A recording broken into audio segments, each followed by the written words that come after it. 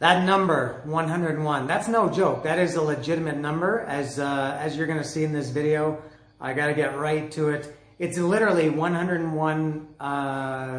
It's 99, I think 99 physical CDs that I have.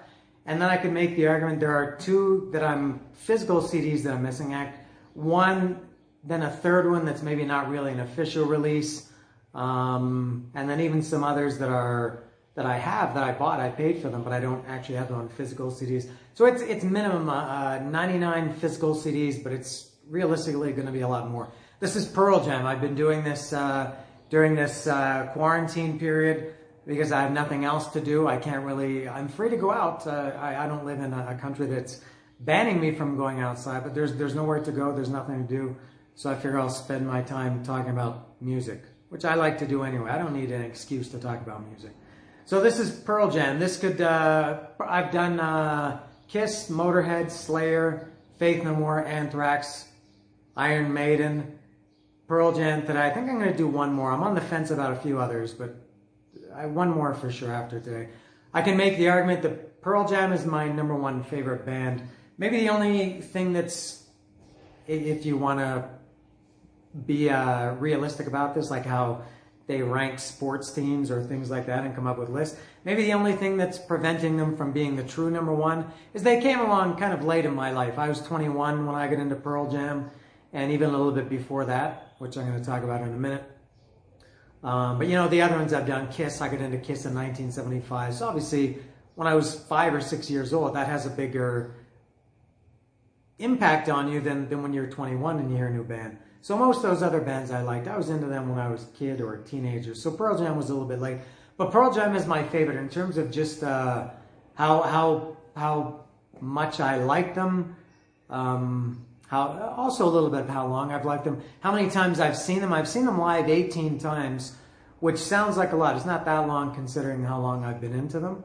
And that changed when I moved to Mexico when I couldn't really follow them around and see them on multiple dates anymore.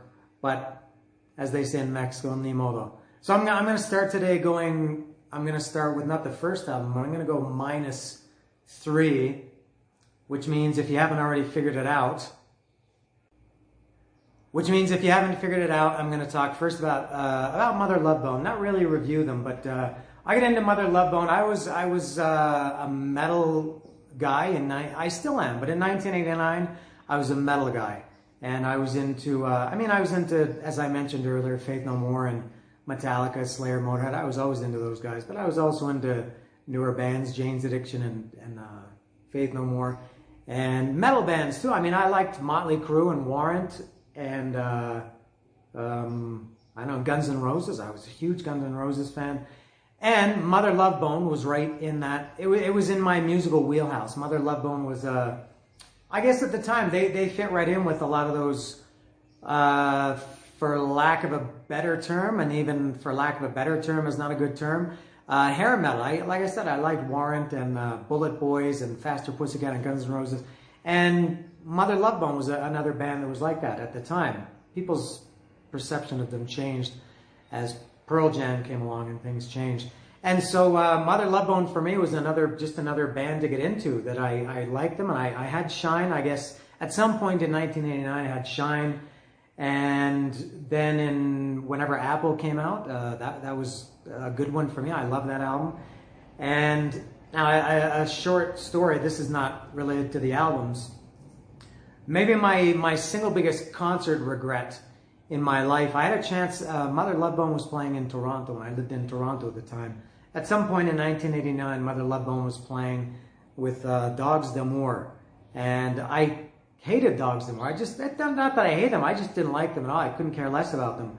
So Mother Love Bone was playing, and I can't remember if it was the Diamond Club, or maybe the Diamond Club became the Phoenix Concert Theater, or it was RPM or something like that. And so it was Mother Love Bone and Dogs d'Amour. I think Mother Love Bone was opening. And Dogs d'Amour had kind of a following then. And I thought, I don't want to go see that, Dogs d'Amour. I don't want to, I guess, pay and see money to see Mother Love Bone play such a short set if they were opening, or I'm not sure. But so I passed on Mother Love Bone, thinking that, I'll see them next time. And obviously there was no next time. I guess Andrew Wood died. He died in think he died on my wedding date, many, many years before I got married. I think he died on March 19th. I know it was 1990. I think he died on March 19th, 1990. I got married on March 19th, 2011. Long story. But so Mother Love Bone was my first introduction to what would become Pearl Jam, and now even the bridge between Mother Love Bone and Pearl Jam obviously is Temple of the Dog. So when the Temple of the Dog album came out, that was Stone and Jeff, obviously, from Mother Love Bone, and a guy called Mike McCready. Those three guys ended up doing Pearl Jam like a year later, or later that same year or something.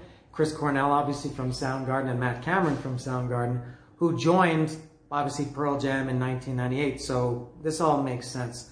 So I loved Temple of the Dog. I loved Mother Love Bone before that. So then when there was this new band called Pearl Jam that came out, I was already well aware of them. And their debut album 10 came out in August or September 1991. And I bought it and I liked it. And they were coming to Toronto. They were playing on a triple bill at a small venue called the Concert Hall. It only held 2,000 people.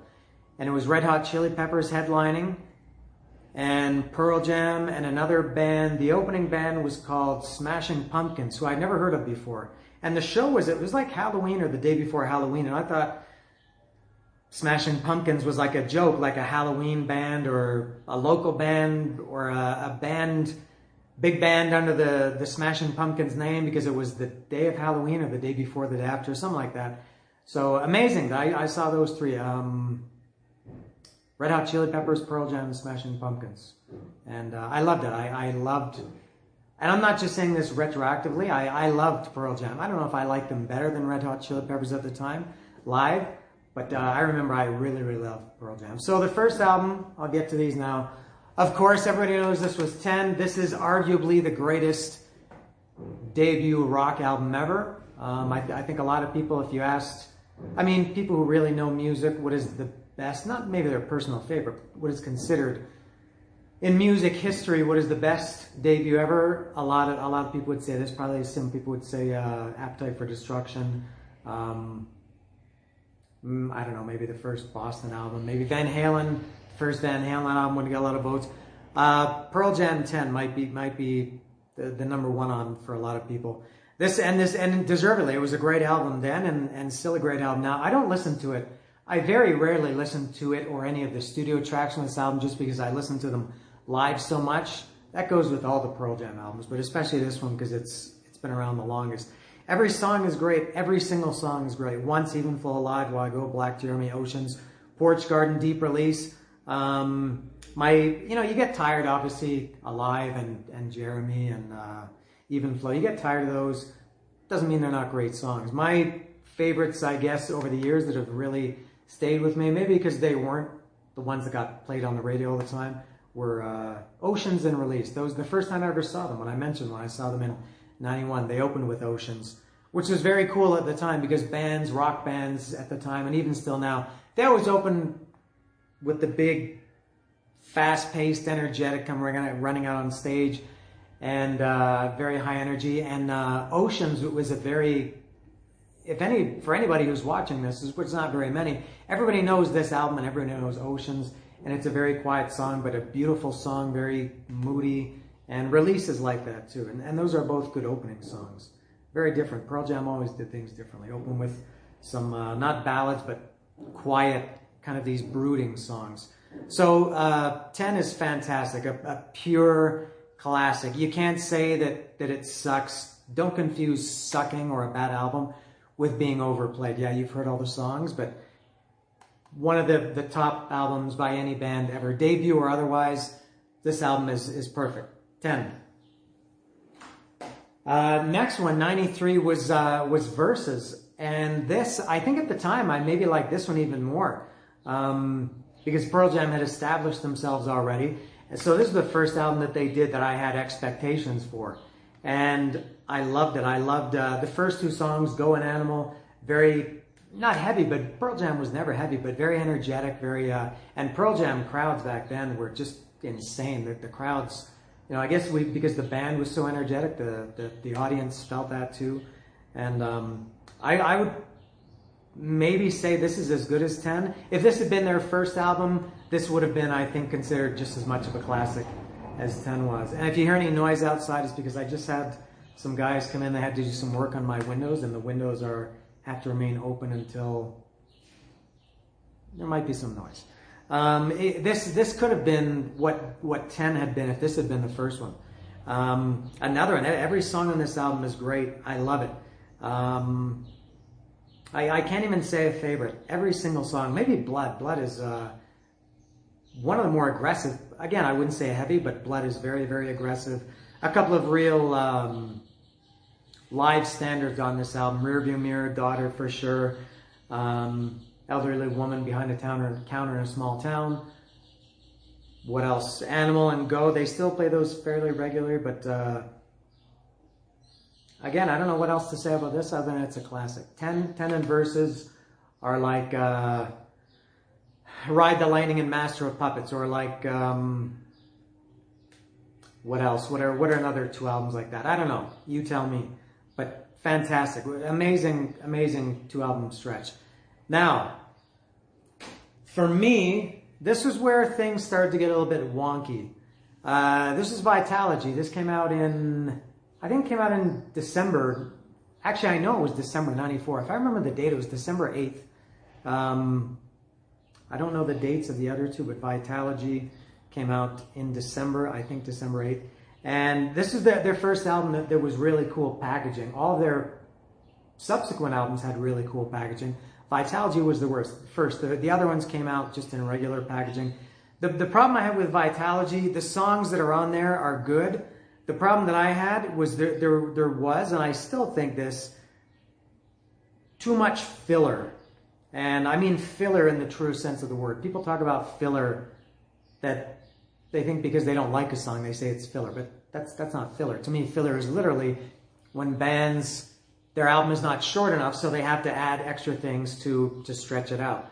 I mean, Paranoid, the song from the Black Sabbath album, Paranoid, is literally filler. I think that the record company told them it was too short, they needed more, so they wrote Paranoid. So filler is not necessarily bad. But this had 14 tracks. Now, 4 of them, these are Pry 2, Bugs, Ida Avenita, and Hey Foxy Mop Handle Mama, That's Me. Those, you know, they're little weird instrumental interludes between songs. To me, they ruined the flow of the album. You had a couple of good ones, and then this weird 1 or 2 minute instrumental, and then a couple of songs, and then one of these other ones again. And to me, that these pieces took away from the greatness of the other songs.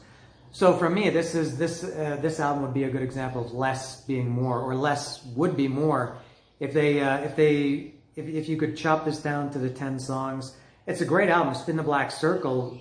I remember when I heard that, it was as good as anything on the first 2 albums. And same with Not For You. Tremor Christ always bugged me when I first heard that song.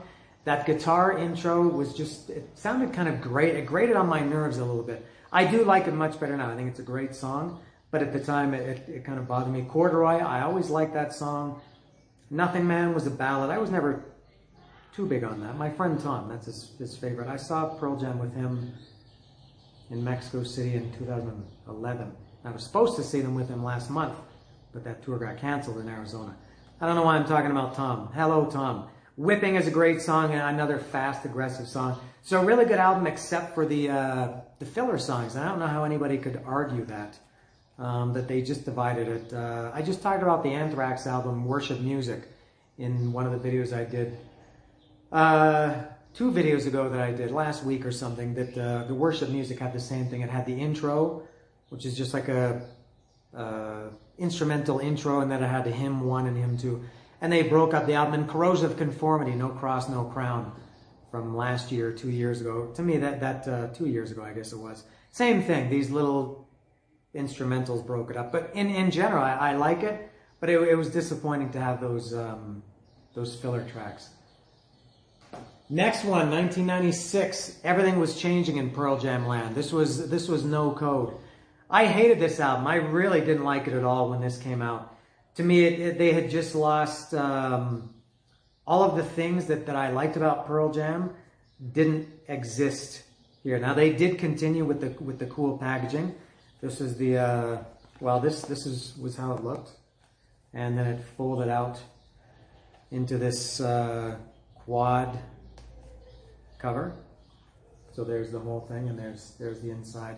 And I guess it was kind of cool. Each album came with a set of, I don't know how many of these Polaroids, like fake Polaroids, replica Polaroids. There's the sleeve that it came with, and it came with these, I guess each one was a set, and it had the lyrics on the back of them, which is actually a really cool idea. I did like that at the time, and I do like it now. But musically, it just, to me, it was much more mellow, and I didn't expect heavy from Pearl Jam. As I mentioned, I never considered them a heavy band, but it was maybe a little bit too mellow for me. Now, looking back and in retrospect, I love it. I missed the boat at the time. I don't know what else to say. It was just not what I wanted at the time. Sometimes, and also this is the time when Pearl Jam was fighting to play independent venues or whatever they were doing, and it was hard. You know, you wanted to go see them, but it was really hard to see them because they were playing in, you know, people's farms and in the middle of fields and under bridges and things like that. So it was a hard time to be a Pearl Jam fan at this time. But musically, looking back on this, when I saw them a lot later, when I saw them live a lot later, and I heard a lot of these songs, like I said, I missed the boat. Sometimes is a good one, a mellow, quiet opener. Hail, Hail, I Never, Who You Are was not that much into it. Good melody. But when they play it live, which is very, very rarely, it sounds really good live. In My Tree, when they reworked that in 2003, oh, I fell in love with that song. If the album version had been like the way they played it live in 2003, and I guess they still play it, I would have liked it much more. Smile, Neil Young maybe, harmonica, was never a big fan. Off He Goes, I love that song now. Habit was one I missed. I really like Habit now. I think a lot of Pearl Jam fans, I don't know why, don't like Habit. I love it. There's going to be a noise. There's the noise. I can predict these noises. Red Mosquito, I like then. I love now. It's a great song. Lucan is good. Lucan is great live too. Much faster, more energetic. Present Tense is another one that it was okay on the album, so. But when they play it live, it's just much, much better. Pearl Jam is really a live band. I'm Open, to me, was a little bit of filler, kind of a spoken word thing, and Around the Bend, pretty good. So I really like this album now. I don't know if I would go so far to say as I hated it at the time, but I maybe just misunderstood it at the time. It came out at a bad time for me. I guess musically in my life, I was expecting something better, something different. But in general, I like this album. I like all Pearl Jam albums. Now, this was 1998. This was Yield. I had given up on Pearl Jam after No Code. I just thought that's not a band I can support anymore, which in retrospect is pretty stupid, but I did everything is all well in the Pearl Jam world with me and has been for many years, which I'll talk about as I go. But I never bought this album at the time. I only bought this years after. I guess I bought this in 2003, which I'll talk about. 2003 was a very pivotal year in my Pearl Jam fan career, or in my fandom. So I never bought this at the time. Given to Fly was on the radio. I want to say I never even heard it. I'm sure I did, but I just didn't care. Pearl Jam was kind of like with Iron Maiden around the same time. There were bands that I was a huge fan of and then just gave up on. And both came back to both of them. But now retrospectively, again, I love this album. This has 1, 2, 3, at least for sure 3 like all-time classic Pearl Jam songs. The songs that make me like Pearl Jam. And those are Faithful, Given to Fly, and In Hiding. Those are the songs, the Pearl Jam songs that I like, and I'll talk about more of these as I get to them. The songs with the big, huge, vast, sweeping choruses that just make you feel really good. They all 3 of those, not just the choruses. Well, Faithful wasn't exactly like that. Given to Fly and In Hiding for sure. Just big course, his incredible vocals, and again, those songs live, when they play them live, are really good. MFC, that's kind of a forgotten song. I like that one a lot. All Those Yesterdays is a good one. I liked this from the first time I heard it. I ignored it at first, completely ignored it. But when I did buy it in 2003, I loved it right from the start. I thought, man, what did I wait 5 years for to buy this album? Fantastic album. I love it. It's a really, really good one. And again, cool. Not quite as good as the other ones, but, you know, instead of just the typical plastic jewel box, Pearl Jam always put a little bit of effort into their packaging. All of these, I'm sure everybody knows this, in all of these pictures in the book, they say there's a yield sign somewhere. I can't remember if I ever actually looked for that. I'm sure I did, I don't remember. But apparently there's a yield sign in all of these pictures. So yield is fantastic. It took me a long time to get it, but not a long time to get into it. I loved it from the start. So kind of a weird timeline. My timeline was really screwed up with this one, but it's a top 5 Pearl Jam album. I know they only have 10 or 11 albums, so it's good. Binaural or binaural, I'm not sure how you say it. I've heard people say both. Verbally, you don't say it very often, but this is another one similar to, what one did I just do? Yield. I didn't buy this at the time. I only bought this again when I rediscovered Pearl Jam in 2003 and rekindled my affair with them. So I went back and bought this, and I did like it, not as much as Yield. This was a little bit of more of a down album, but some really, really good songs, and songs I've never heard them live. I know they play them live, but just that I never see them. Some ones I've been chasing for years, for 17 years, all the times I've seen them that they haven't played. I really want to hear Light Years and Thin Air. Those are really, really good ones. But in general, this is a really good album too. Like I said, a little bit quiet, kind of mellow. It's not really, maybe Break or Fall and God's Dice, the first 2 songs, are a little bit kind of rockerish. Insignificance and Grievance.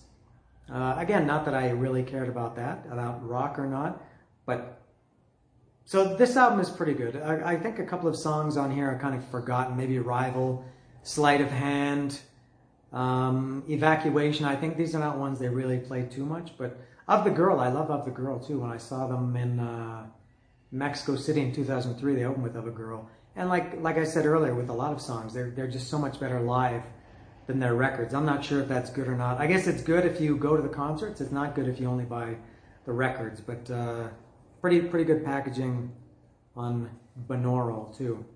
A different sound.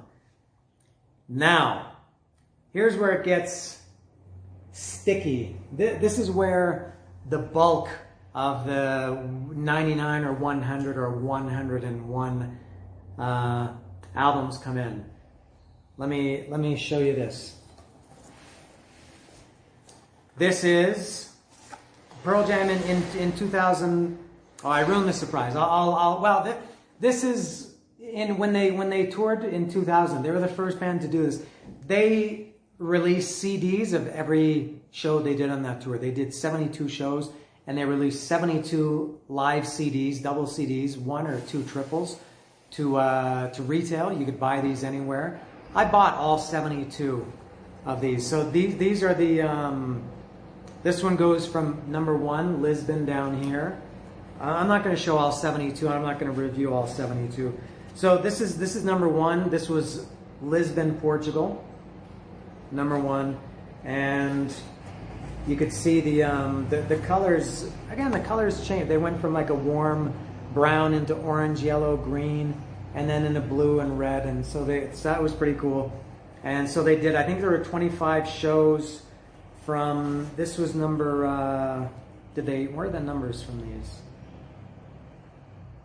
I'm not sure, but this was in Norway. This is the final tour of the final show and final CD of the European leg of the tour.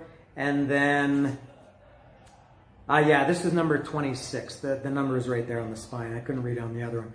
This is the first show in the leg 1 of North America. This is Virginia Beach, August 3rd, 2000. Pearl Jam, they were known for this at the time, for playing completely different sets every night. They might play 25 or 26 songs one night, and then at the next show they maybe only repeat 5 or 4 or 6 or 10 of them. And so every show was different. And I bought these in 2003 and 2004. It took me a long time to get them. Some of them I was able to find. Some stores still had some, so I did buy some in stores. The others were, I bought a lot on eBay. A friend of mine, I mentioned him in my last video with the Iron Maiden one I did, Jason Satterfield. I think he sold me a bunch. He had a bunch, but I did get them all. So this is this goes up to Chicago, which is number 53, and this was the start. This was Montreal, number 19. Was the start of the second leg of North America. So it was Montreal, Toronto, Detroit, etc. And then I gotta get my other box because I couldn't fit them all in one box. These were the rest of the North American legs, which ended with number 72 in Seattle. Yeah, then there's the number there, 72 in Seattle. So I have all 72. So out of the 99 or 100, 101, whatever it is, there's 72 right there. To be honest, I haven't even listened to all of them. Some of them I haven't touched. I went through and I did listen to them in order, and I got to maybe halfway through. And it takes a long time. You know, they're 2 or 2.5 hours. It takes a long time. It's a lot of dedication. But yeah, still a lot that I've never listened to. I debated selling this a couple of years ago, the whole set of 72, because I mean, I don't need CDs now. I listen to all my music digitally. It's kind of cool to have this set, I guess. I don't know how much it's worth now. If somebody did want to buy it, get in touch with me and maybe we can work something out. I'm not sure if I would want to sell them. I would maybe regret it. Anyway, so there's 72 down right there. So after that 2000 tour, which was the binaural tour, binaural, they came out with Riot Act. This was in 2002. Now this one, I remember I was in, there was a record store in Stone Road Mall in Guelph, and I was in there, and I saw the CD, the live CD from 2000 from Las Vegas, and it was their 10th anniversary show. And I think that I thought, oh wow, they did all these live albums, and I think that was the first one that I ever saw in person. And maybe this was 2002, I guess. And I looked at it and I saw the tracks listing, and then they played Crown of Thorns from Mother Love Bone at that show, on the 10th anniversary show in Vegas. And they played, what else did they play? Oh, Can't Help Falling in Love, the Elvis standard. So I thought, that was really great. So I bought that. That was in 2002, the live album. And that was the first Pearl Jam album I bought at that time since No Code in 96. So that was about 6 years. And I loved it. I really, really liked hearing that live Pearl Jam album. And then this was out at the same time, Riot Act. This was maybe in late 2002. And because I liked the live album so much, I thought, I'm going to give Pearl Jam another chance. I kind of missed being a Pearl Jam fan because they were like, I've maybe kind of forgotten how important Pearl Jam was to me in those early days, even though I was a little bit older when they started. I was 21 when they started. So I bought this just on a complete lark or whim, whichever word you choose. I really liked the song titled Love Boat Captain. That caught my attention, and I thought Crop Duster was a cool title. So I bought this album, and it's kind of funny. This was the one that got me back into Pearl Jam. This opened my world to Pearl Jam again. I ended up seeing them 5 times in 3 different countries on this tour, which is kind of funny because this is for sure my least favorite Pearl Jam album, even though it was my introduction back into them. This was just kind of a down album. This was maybe because of the how times were in the U.S. at the time, and this was written after September 11th, so maybe because of that, and you know, politically how things were. This was a very down album. I thought Eddie Vedder, maybe, I didn't know that he had lost it, but his vocals, this is clearly his, I can't say his weakest, because I mean, he sounds the way he wants to sound, but he doesn't sing aggressively like he did. He had a really, man, that guy could really scream, but he could sing too. But on this album, his vocals were all very mid-range, Save You was maybe the only one that he didn't even let loose. Live he kind of did, but I was disappointed that the vocals were a little bit. Pearl Jam was becoming a very quiet band. A few songs, I love Save You, Love Boat Captain, Crop Duster, I Am Mine, those are good. Other than that, there's not really too much on here that I like.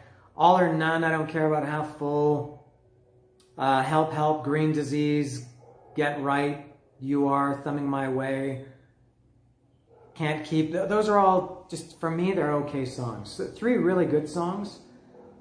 Ghost is not very good. But in some ways, this is my favorite Pearl Jam album because it did get me back into them, which was when I went back and bought Yield and Binaural. So big album for me, very, very changing. And strange that I didn't like it that much, but it was also a huge album. So yeah, so I saw them 5 times in 3 cities on this tour, which, now 3 of these I got. Pearl Jam at this point, they weren't releasing CDs of all their shows. They had switched to, this was back in 2003, when CDs were already kind of on their way out. And so you could, and it was a really good system they had. No, I do, hold on.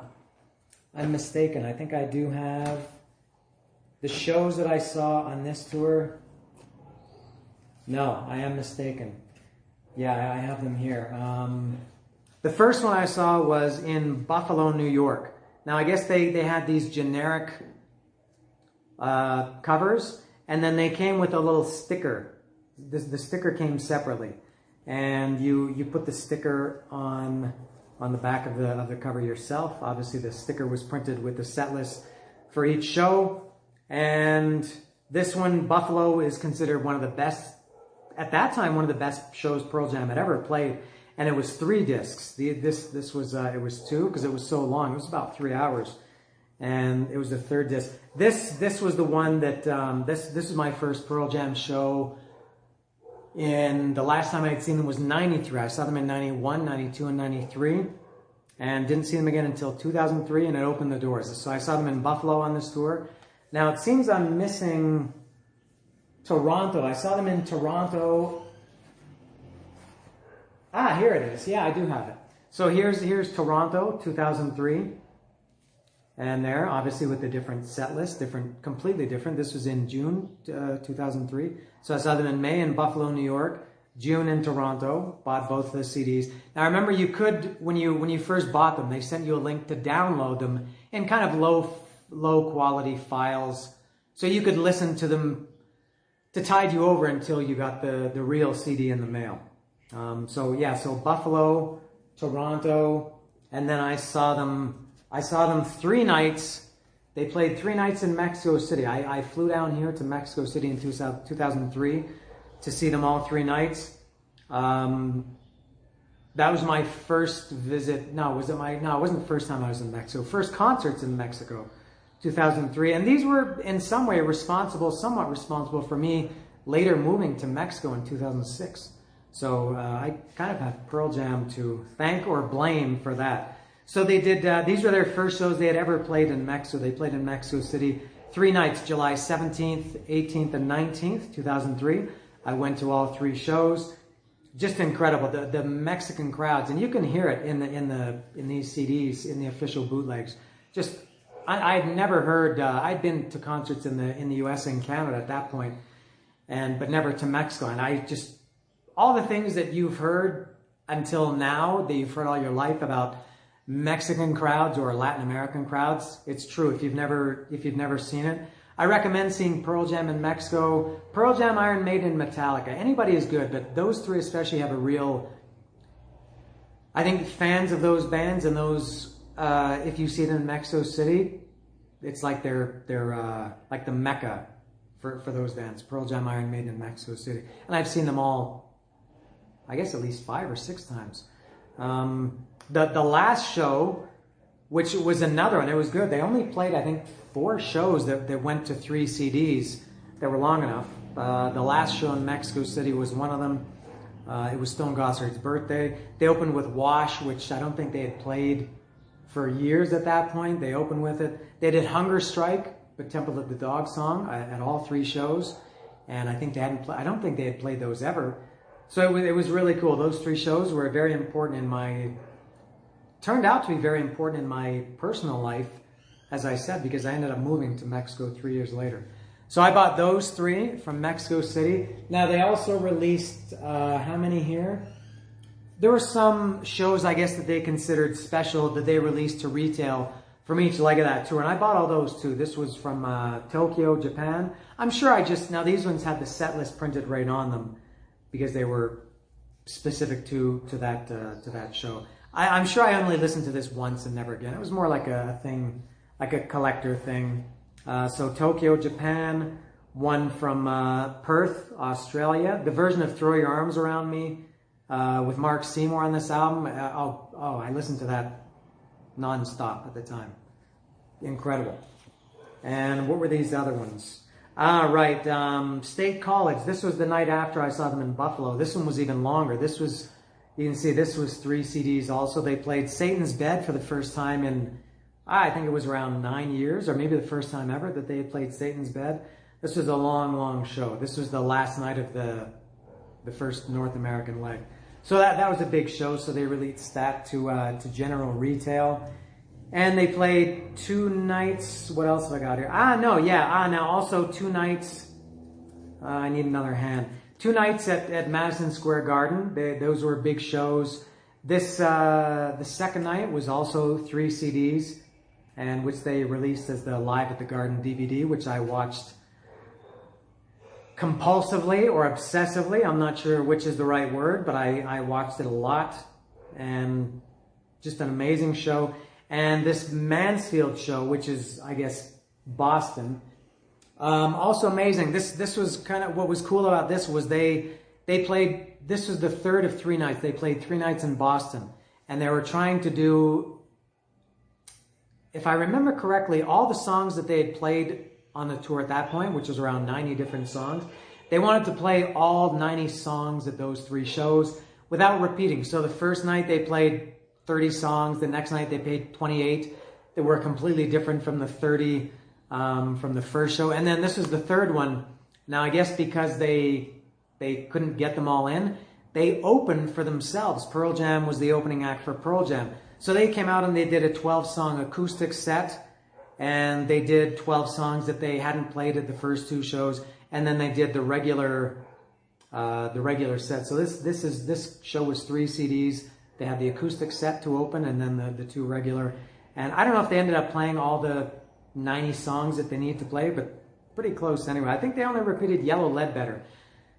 I see here they closed with Yellow Ledbetter at the 3rd show, and maybe they closed with Yellow Ledbetter at the first show too. But amazing. No other band does things like that. That's why I've said for years, no band is even close to being as good as Pearl Jam live. It has nothing to do with how much they run around on stage or how high they jump or whether Eddie Vedder climbs the rafters. They just, they play 3 hours every night. And I remember I got into kind of some arguments or discussions with people who said, well, who cares if they play a different set every night if you're only going to 1 show? And what seemed like an obvious argument to me was that you never know what you're going to get. You might get a song that they haven't played in 10 years, and maybe it's your favorite song. And also that kind of tells you that they're working. They're not going through the motions. They're not being lazy. They're prepared to do these songs every night. And it just feels different when you don't know what song is coming next. I always said, kind of as a joke, that no matter how good a song was, you can't at a Pearl Jam show, you can't wait until it's over because you want to see what the next was going to be. Whereas with pretty much every other band, you either flat out know or you have a pretty good idea. So I had that big collection of Pearl Jam live CDs. Now also later in 2003, this wasn't part of the same series. They did a benefit show at a place called Benaroya Hall in Seattle at the hometown show. It was an acoustic show, and they released this separately. This was released to retail. It wasn't part of the official bootleg series. But yeah, this was acoustic. Really some rare songs on here that they very rarely play. Fatal, I think, was the first time they'd ever played it. And I just remembered I'm missing a CD. Oh, one of my favorites. How could I forget? And I should be doing it next. Fatal, that was a new old song at the time. It was recorded in like 98 or something for binaural, but it was forgotten. Man of the Hour was a single. I have that single. I think that this is the first time they played it live. What else? Around the Bend was very, very rare to hear live. All or None was rare. Down, Masters of War, 25 Minutes to Go, Johnny Cash cover. I think Johnny Cash had just died, so they did that. I think that was still now the only time they've ever done that.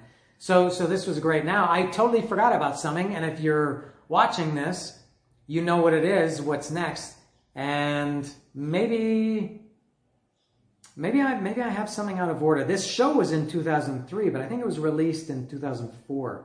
Yeah, the show was in October 2003. It was their anniversary show, I think, and then they released it in 2004. I'm missing one.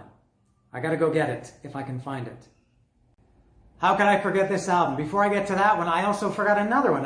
Just as I was looking for the one that I forgot, I found another one that I'd forgotten. Just a quick mention about this. This was Rearview Mirror. This was their first, I don't know if they have another one, kind of a retrospective greatest hits album. Nothing really much to say about this. This was, I guess, around 2003, somewhere around there. There was nothing new on here. Man of the Hour, I guess, was new, although they had released it as a single. So nothing, literally not one new song here. This included songs up to Riot Act, and I think it had, I don't know if Breath was on here, or State of Love and Trust, that were on the singles soundtrack. So, yeah, not too much to say about Rearview Mirror. 2004, I guess, it was the greatest hits. Now, the one that I can't believe that I forgot, that, my God, I love this album, was Lost Dogs. Very rare that bands can do this. This was a double album collection of B-sides. Pearl Jam had amazing B-sides. What was even more amazing was that they had amazing B-sides that they had kept, very dusty, that they had kept in the can for all these years, mostly. So they did this, and so this was, I guess, the first. Now, it wasn't new material. It was new for me because I hadn't heard it before. Well, nobody had heard it. A few songs.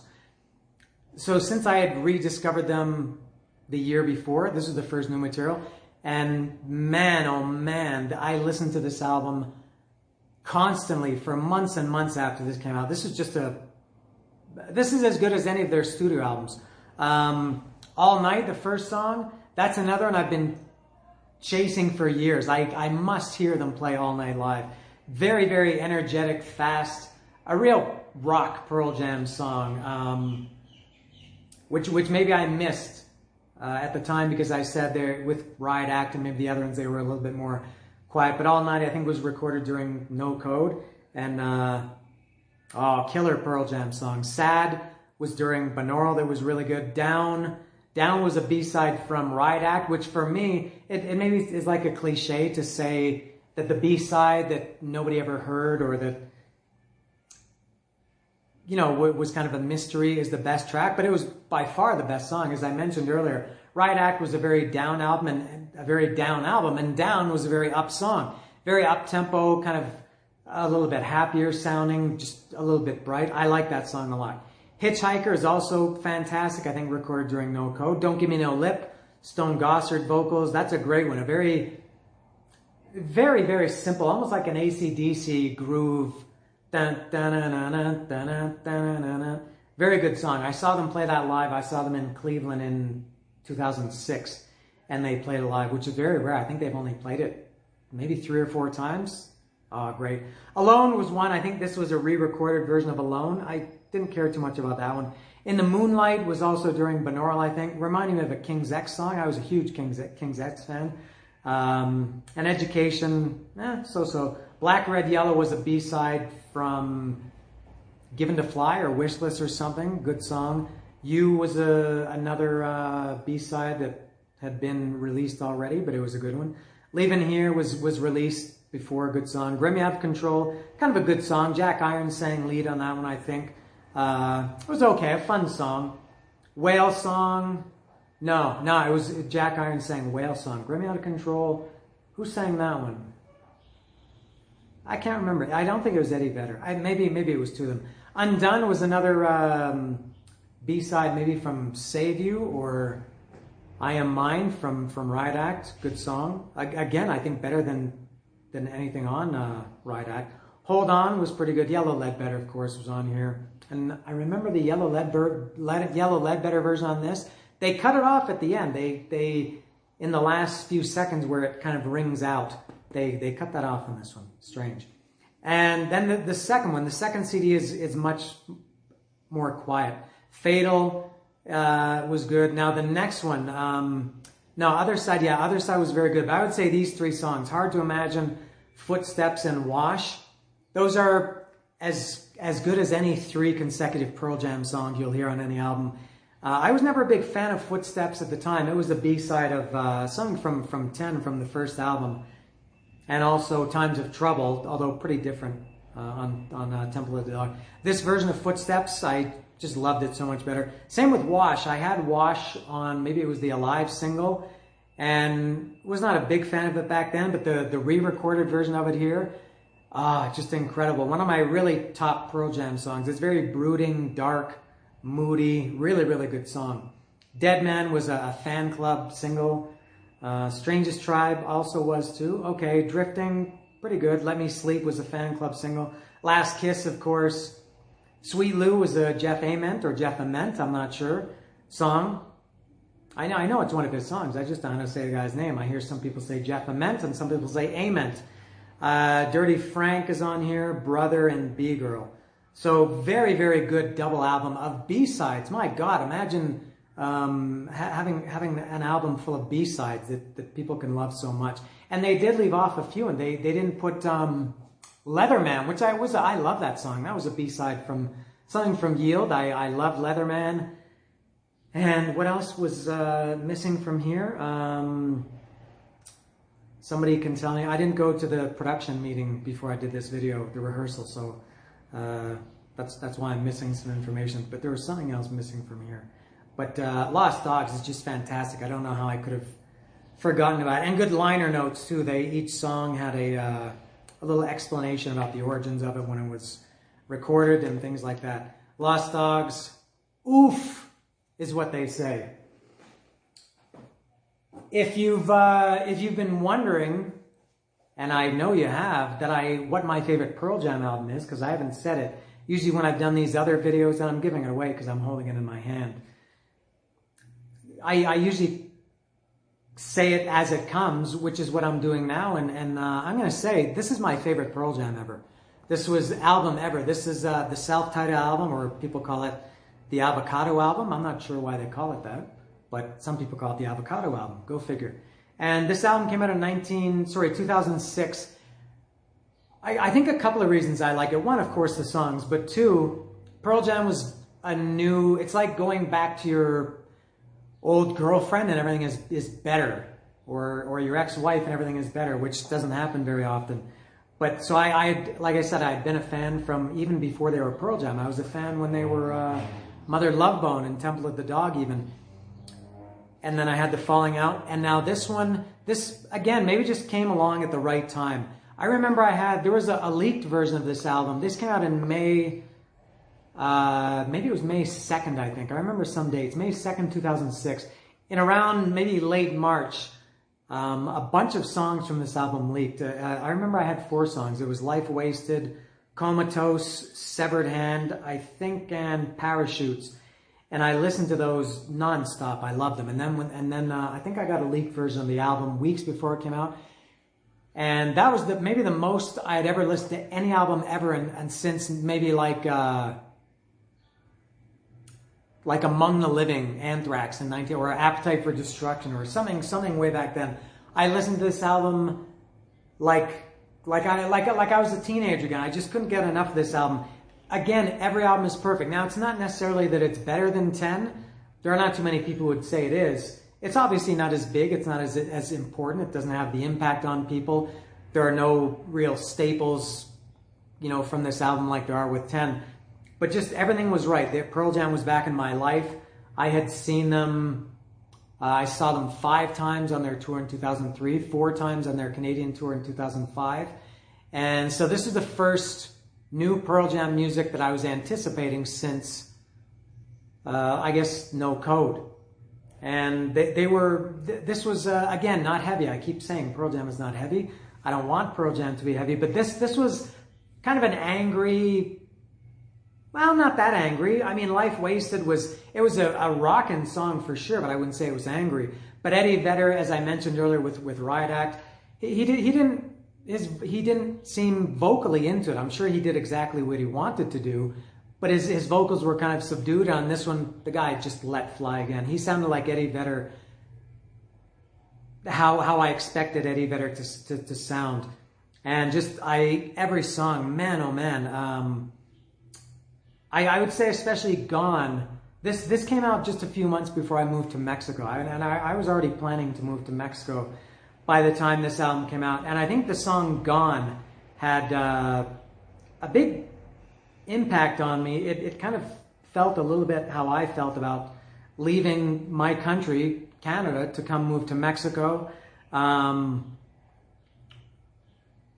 The lights of this city, they only look good when I'm speeding. And I always read that as they only look good when I'm leaving, because I was on my way to Mexico. I'm going to leave them all behind me, because this time I'm gone, long gone. This time I'm letting go of it all, because this time I'm gone. In the far off distances, my taillights fade. No one thinks to listen, but they will someday. It just felt like that was kind of like my personal, here comes the noise. Yeah. This is like my personal anthem. It was a song that it didn't get me. I wasn't gonna kill myself, and this song saved my life or anything like this. But that song "Gone" was very comforting to me, and the rest of it was just, oh man, what a great rock album. Life Wasted, dun, dun, dun, dun, dun, dun, dun, dun, which I thought it sounded like a Soundgarden riff. Or not that part, but the dun dun dun dun dun dun dun dun sounded like a Soundgarden. Worldwide Suicide was, for me, their best single since I don't know when. Maybe going back to Animal. Maybe the second album. It was very up tempo, a little bit angry, but also kind of had a hopeful feeling to it. I loved it then, loved it now. Comatose is, I would say, right up there with Blood as one of their just very, man, incredibly, just very, very aggressive, angry, angst, a lot of angst in that song. Fantastic. Killer guitar solo too. Severed Hand was a good, just an amazing rock song. Marker in the Sand, that, as I mentioned earlier with In Hiding and Given to Fly, and maybe Faithful a little bit, how much I love those big Pearl Jam, I call them big songs, the big Pearl Jam songs that make you, want to put your hands in the air and like you're thankful you're alive, and you want to, for me, be out in nature and you be with your friends or something like that. And Marker in the Sand, the last part of it, it's a good song, the whole song is good, but the end part where it starts to become very kind of big, the organ, I think, or whatever it is, the B3 comes in, and what is the lyrics where it starts there? I'm calling out, was just very, especially a fun live song. It was just man, it just made me feel really good, that song, Marker in the Sand, at the end, incredible song. Parachutes was great, a great Pearl Jam ballad, very, not like a sad one, like maybe lyrically, but not like, not like Black or anything like that, but kind of sad lyrics, but happy music. And great, it reminded me of the Beatles, fantastic. Unemployable, for some reason, reminded me of an 80s Kiss song, not one song in particular, just, I don't know, I had an 80s Kiss vibe, I have no idea. Big Wave, good, but if I had to pick one that was my least favorite, probably it would be Big Wave. Gone, as I said, was my savior. Army Reserve's a beautiful song. Jeff Ament did that one. Come Back now that's a sad Pearl Jam song. That's in the vein of Black. It doesn't sound like Black, but it has that same feel as Black. And then Inside Job, that was Mike McCready's first time ever writing lyrics, and a little bit of an epic. It reminded me of a Use Your Illusion style Guns N' Roses song. It was very grand, and it had the same kind of build up and intro. I love it. So there you go. If you wanted to know my favorite Pearl Jam album, this is it. This was, again, maybe just the timing. This had a massive, this left a big mark on me, which I still have. I still love this album. I hope next time I see them that they play every song on this album. It's just, I feel like I am missing some things that I could say about it, but man, this Pearl Jam Avocado album is just incredible, and cool packaging too. Now I can add a little bonus, something I only remembered this last night or a couple days ago. If you pre-ordered this was the 10 Club edition. I was in the Pearl Jam 10 Club, and I don't know if it was only open, this version was only available to 10 Club members or anybody, but anyway, I pre-ordered it from the Pearl Jam 10 Club, and it came with a bonus disc of, it was a show they played in New York City in 1992, a live album. I have no idea where it is. I can't find it. I guess I have it somewhere, but I had completely forgotten that they did that. I probably only, just listened to it once. I was all about this. The bonus was a bonus, but this was what it was all about. And I saw them 4 times on this tour, twice in Toronto and in Cleveland and Detroit, and love it. And then after that, just a quick one, kind of a fill-in album. They did this live at Easy Street, just a little EP, I think 7 songs. Yeah, they did this, I think they recorded the show maybe in 2005 or 2006, and then released it maybe at the end of 2006, something like that. There's nothing from Avocado Album on this. 2 covers, a couple of Riot Act, Lucan and Porch. 3 covers. 3 out of 7 covers. Pretty good. It was just a filler album. Nothing, I guess for collectors like me at the time, I just wanted to have every Pearl Jam on my career. Now that I could get, and I forgot maybe to mention just something quickly. When they toured in, going back to the live albums, when they toured in 2005, no, I don't have it here. When they toured in 2005, that was when, there's the noise. That was 2005 was when they were still releasing all the shows, all the live shows, but not on CD. I think that was the first tour that they did that, where they didn't offer CDs, but they did offer live shows, which was better because you could download the shows. I think they were ready mostly within 24 hours. You could go, you get home from the show, you go to bed, and by the time you finish work the next day after the show, you could download it. But I went to 4 shows on that Canadian tour, which was maybe my favorite tour. I saw them in Kitchener, which was incredible to see them in such a small town, in a OHL, a minor league hockey arena. I saw them in London, Hamilton, and Toronto. That was I saw them 4 times in like a week. Incredible. And I did buy all those 4 shows too, so just a little mention. Another, and I won't spend too much time on this. This was the Gorge Box Set. This again was more live stuff. I was just buying everything Pearl Jam was putting out. This was they did 2 shows at the Gorge on the Avocado tour, July 22nd and 23rd in 2006. And so it's those 2 shows plus a show that they did.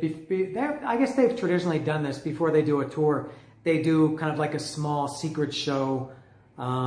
They're supposed to do it on this tour that they were supposed to be touring for this year that was canceled or postponed. They were supposed to do a show at the Apollo in Harlem before. This one they did at the Gorge. Now this wasn't a small show, nor was it secret, but they called it a warm-up show. And it was a long one. They did similar with what they did at Mansfield in Boston in 2003. They kind of opened for themselves. This was in September 2005. They did a 9-song acoustic set. I Believe in Miracles, Small Town, Up He Goes. Well, I'm not going to read all the songs. And then the full set, which was, it looks like 28 songs, 27 songs. They did Crown of Thorns. And I should say Crown of Thorns is #1 on my Pearl Jam wish list. Wish list is not on the wish list. I've heard that song several times. But Crown of Thorns, that's a song, I got to hear that. Somebody start a petition for me. I must hear Crown of Thorns, Breath, Gonna See My Friend. I'll talk about that song later. Thin Air. What else? Oh, another one from Binaural. What was it? Thin Air and Light Years. Oh, those are my top ones. But Crown of Thorns. So they did this box set, and it was 3 complete live shows, and I guess this is like a set of postcards, which I had forgotten about. Anyway. So there you go, the Gorge Box Set. So now what they did after that, their first studio album after the Avocado Album, I was really anticipating this one because I liked Avocado so much.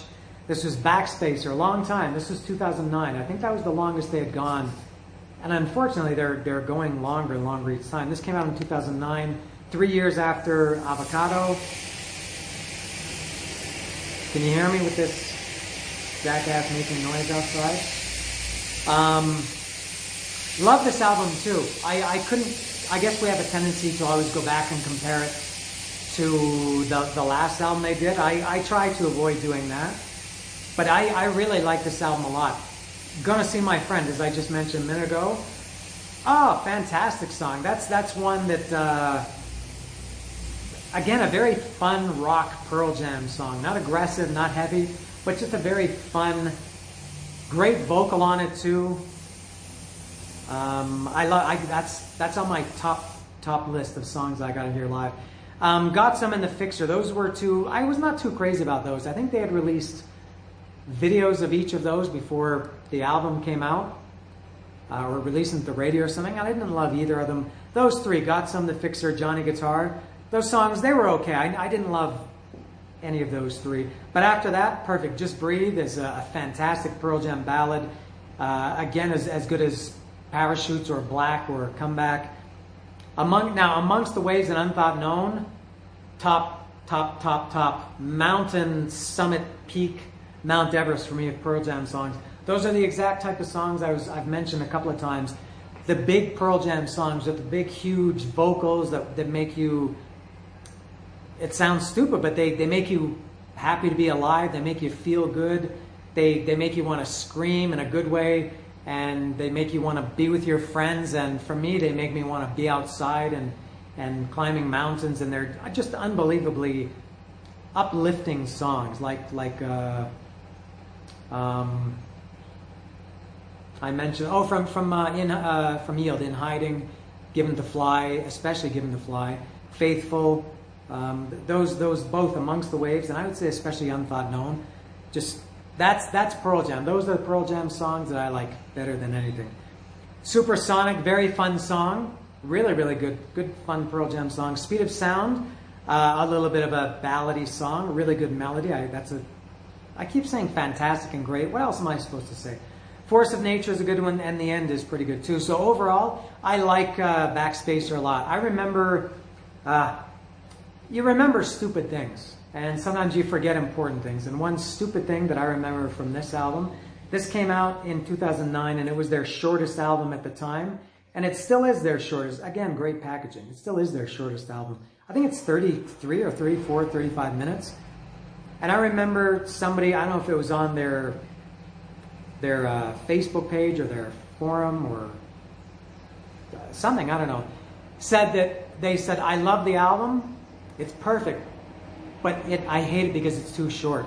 Which I don't understand I mean, if they had written 4 more songs for this and it had been 50 minutes instead of 34 minutes, but maybe those 4 songs, maybe only one of them you liked, you would like it. So to me, an album can't be too short. It can be too long. There are some albums for sure that are too long. You get this listener fatigue where the weaker songs take something away from the good songs in the context of the whole album, not as individual songs, but anyway, it's a commitment to listen to a song to an album that's 52 minutes. So for me, no problem. 33, 34, 35 minutes. All the Van Halen albums are that length. The Beatles albums, Black Sabbath albums were 38, 40 minutes.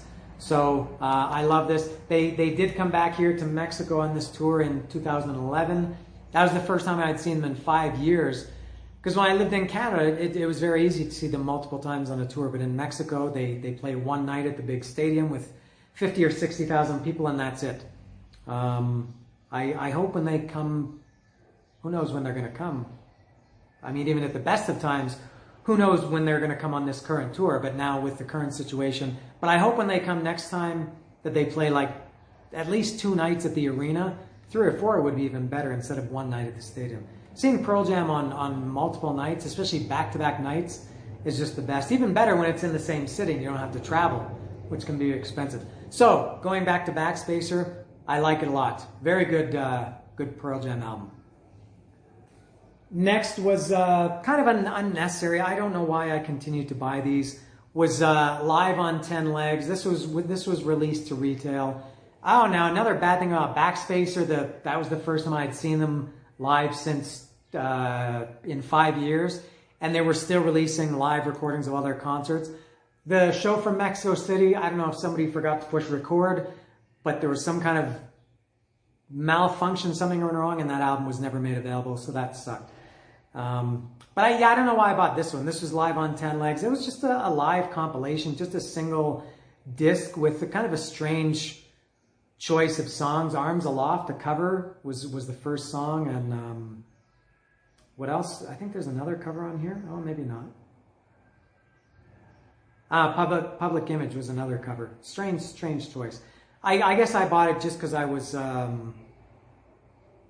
collector. I wanted to have everything, so can't really say too much about this. Now, that does remind me, I forgot to mention earlier, Live on 2 Legs, which was their first official live album in '98. I guess that came after the Yield tour, and I did buy that one, but never really listened to it too much. I prefer to listen to the shows that I've been to. I don't really have too much attachment to shows that I didn't attend. Yeah, so Live on 10 Legs, can't say too much about it. Now again, kind of these gap albums that Anthrax did this a lot. Nothing wrong with it, but so even when they weren't doing anything, they were still putting songs out. This was Pearl Jam 20. This was, you could argue that this was the soundtrack to the movie, the Pearl Jam 20 movie. This was a movie that was put together celebrating their 20 years, kind of like, you know, the history of Pearl Jam, which was a good movie. I've seen it a couple times. I should watch it again. It's been a long time. So this was a collection of kind of outtakes. These were some like early live recordings that were done, you know, with very small crowds when nobody really knew who Pearl Jam was. It was sound check songs, things like that. Again, fantastic packaging. It's in it's kind of like a hardcover book, and very, I guess Cameron Crowe was the director. He wrote the liner notes here. There's a description of each of the tracks. Lots of pictures. So Pearl Jam always had great packaging, going all the way back to the third album by Vitalogy. Yeah, this is another one. I didn't really listen to it too much. This is again more for collectors. You listen to it once and you think it's cool. For me, there was nothing that kept drawing me back to this. All right, now we're back into studio album mode. Same packaging, this hardcover book packaging of Lightning Bolt. This was same packaging as Pearl Jam 20. Really cool. Actually, this one was, for whatever it's worth, it's glossy. And each song, what was cool about this was each song had artwork to represent each song, like when you have a single. And so, for example, there's the one. Oh, let me pick one. There's the one for Pendulum. This album was a little bit mixed for me. There were, I think, similar with Slayer, if you can compare Slayer to Pearl Jam, at least in this way. They even the albums that I didn't love, they still had at least one song, and realistically a couple of songs, that you say, this is why I love Pearl Jam, or that's why I love Slayer. Maybe you don't love the album, but you know there's something on there that makes you go, my God, I love this band. For me, on this album, it was for sure Lightning Bolt, the title track. I hated this album title when it came out. Lightning Bolt, I thought, for Pearl Jam, who always had some kind of... You always wondered why they called their albums what they called them. Why did they call it... Why did they put an avocado on the cover of that album? Or what does Backspacer mean? Or, you know, they... So I thought Lightning Bolt was a little bit lazy. And it was also the first time Pearl Jam ever had a title track to an album. But... Oh man, the song Lightning Bolt, again, I'll put it up there with Given to Fly, In Hiding, Unthought Known, Amongst the Waves, those big, grand Pearl Jam songs. The last bit, the last minute of Marker in the Sand, that's again Lightning Bolt. It's just a very like, you think, man, how could life be any better than listening to this song? That's what I feel when I hear Lightning Bolt. Not the album, but the song. Mind Your Manners was great. Mind Your Manners reminded me of Dead Kennedys. It not one particular song, but it just had a kind of a punk Dead Kennedys kind of feel to it. I love it. And very aggressive too, kind of in the vein of Comatose. Sirens is another good one. Pearl Jam does great ballads. Better than most bands, I think. Because I think they're not, for me, they're not cheesy or sappy. They seem very genuine. And again, even they're not happy ballads. Man, Sirens is about the guy dying. You know, the sirens are coming for him because he's dead. But great song. Yellow Moon, I love that. That's got the best sounding acoustic guitar I've ever heard in my life, maybe in the history of recorded music, was in Yellow Moon. It just sounds so clean and just unbelievable. But a couple of songs on here I never really got that much into. Infallible, Pendulum, Swallowed Whole, Let the Records Play. Those were not favorites. Sleeping by Myself, that was they redid that from an Eddie Vedder solo song. It was on his Ukulele Songs album. That reminded me of Bare Naked Ladies. To me, it sounded like it had that light, happy, kind of childlike feeling as a Bare Naked Ladies song. Pretty good. Yeah, so this album, it's not my favorite, but it's got at least one of an all-time top 5 classic Pearl Jam song for me on here, Lightning Bolt. Getaway was the opening song. That was pretty good too. Mind Your, My Father's Son, pretty good. Lightning Bolt, the song, that's what this album was all about.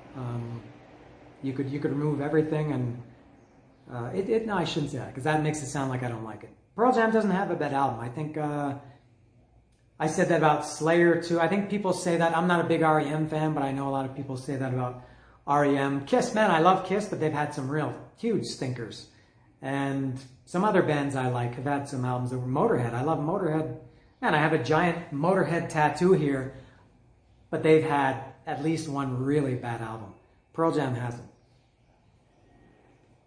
Another one that I'm not sure why I bought, this was Let's Play 2, the soundtrack to the concert movie of Let's Play 2, or I guess it was kind of a concert / documentary. This was they played 2 nights at Wrigley Field in Chicago, and they culled, I guess, some of the best tracks. I don't know why they put it. I'm not sure if they ever released those shows in full. So they took, I guess, the best songs from those 2 shows and put them on here. Kind of random songs. A couple of good choices. Black, Red, Yellow's on here. I've Got a Feeling. A few hits. Alive is on here. Corduroy. Elderly Woman. Inside Job is a good addition here. This was another one I listened to it once and I don't think I've listened to it again. Cool packaging. Again, it has, this was the 3 in a row that had this hardcover album, hardcover book style to it. Cool pictures. But one for the collectors and not really one that I don't think too many people are going to listen to again and again. Let's Play 2. That's all. Or is it? No, it's not. I don't physically have their new album, Gigaton. It came out in March. I don't have a physical copy of it for a couple of reasons. One, because you can't go physically buy it because nothing is open. It came out maybe 2 weeks after this problem started. And so I could order it online. CDs are incredibly expensive in Mexico. I think I saw Gigaton, the CD was, it was like double of what I'm accustomed to paying for CDs. And again, I just don't really have much need for CDs anymore. I can't remember the last time I physically took a CD and put it in a CD player, maybe in the car a year ago or something, I don't know, or I have a stereo over here occasionally, but I listened to 99% digital music in the last 5 years, something like that. And so that's also why I haven't bought Gigaton, but I have listened to it a gigaton. And I'm not sure really what to say about it yet. I got it, I downloaded it before it came out. And I listened to it a couple times before it came out. I think I've probably listened to it about 6 times all the way through. Yeah, I have to give it incomplete. Now I will say, I guess on the negative side, it's maybe their first album for me, and maybe I just need to listen closer, or sometimes you listen to it once and you get something that you didn't get the other times. It's missing that one song that, like a lightning bolt, that you go, man, this is why I love Pearl Jam. On the good side, I like every song. I think every song is pretty good. The ones that are, from what I remember, the opening song, Whoever Said, I liked it, but it feels to me like it never gets to the point. It feels like it's building, and it's going to be this really big, like one of the Pearl Jam songs I was talking about with the big chorus. But then the chorus never comes. The verses are great, and then when it goes into the solo and the bridge, maybe it lost me a little bit. But good song, but I feel like it was missing something. But then what else? I'm trying to remember the names of the song. Quick Escape. That's the one that has a big, the drums. It sounds, I guess the most obvious thing is it sounds like Led Zeppelin, because it's got the kind of a cashmere drum, big drum sound. Very different for Pearl Jam. That's a good song. What's the song called? It's called All Right, or It's All Right. That, for sure, that's my favorite. There are two that I really like. That's one. I remember a week after that album came out, I think I'd only listened to it 2 or maybe 3 times. I was out hiking with my friend. This was like at the end of before things got crazy, and we were hiking. It was the last hike I did, and I was whistling that song as we were hiking, and it's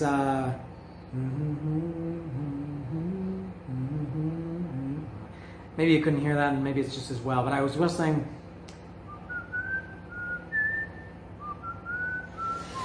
Sorry for this, but I couldn't get out of my head, and it really sucks because I had to whistle that and hum it and sing it in my head on a loop, because that was the only part I was familiar with, and I didn't know the lyrics at all. It's something about you can count something, you can count your life in the rings of a tree, something like that. I still don't know, but that was torturing me because I was humming that same line over and over again. That's a fantastic song. That's a really good one. And 7 O'Clock, I think, is after that. That's another good one.